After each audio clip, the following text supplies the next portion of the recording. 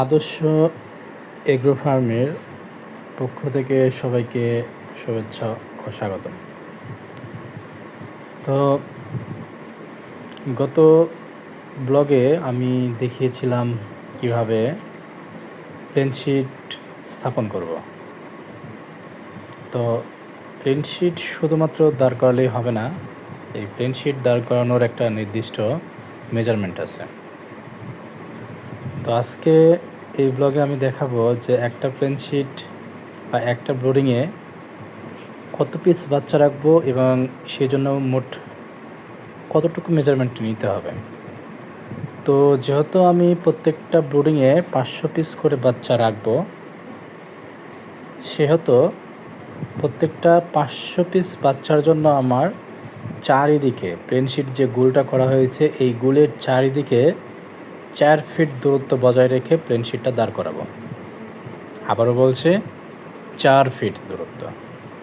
তো অনেকে আবার লম্বালম্বি 10 ফিট টানা, এই পাশ থেকে ওই পাশ থেকে 10 ফিট এইভাবে নেই, কিন্তু আমি আসলে এইভাবে নিই না। আমি গোলটাকে চারিদিকে অ্যাঙ্গেল করে 4 ফিট করে টানি।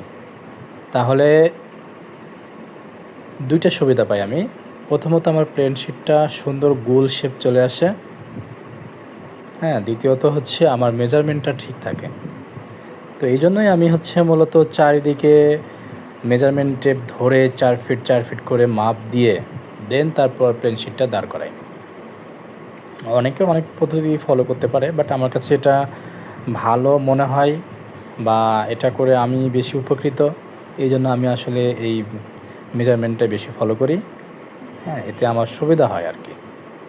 প্লেনশিটটা যেমন গোল হয়, গোল রাউন্ড শেপ হয় সুন্দর, পাশাপাশি আমার মেজারমেন্টও ঠিক থাকে এবং বাচ্চার যে টেম্পারেচার সেই টেম্পারেচারটাও ঠিক থাকে।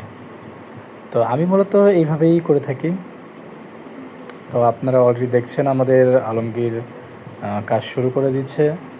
সেই প্লেনশিটটাকে কিন্তু মেজারমেন্ট টেপ দিয়ে চারিদিকে 4 ফিট অ্যাঙ্গেল করে তারপরে প্লেনশিটটাকে দাঁড় করাচ্ছে।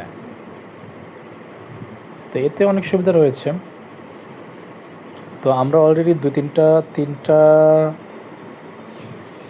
বোর্ডিংয়ের কাজ শেষ। এটা আমাদের লাস্ট বোর্ডিংয়ের কাজ চলছে। তো এই কাজটা শেষ করার পরে আমরা হয়তো এটার উপরে তুষ প্রয়োগ করে পেপার বিছিয়ে অলরেডি আমরা বাচ্চা নেওয়ার প্রসেস শুরু করে দেব। তো সবাই ভালো মতো দেখো, আমাকে ফলো দাও, পাশে থেকো, কমেন্টস করে জানাও। সবাইকে ধন্যবাদ।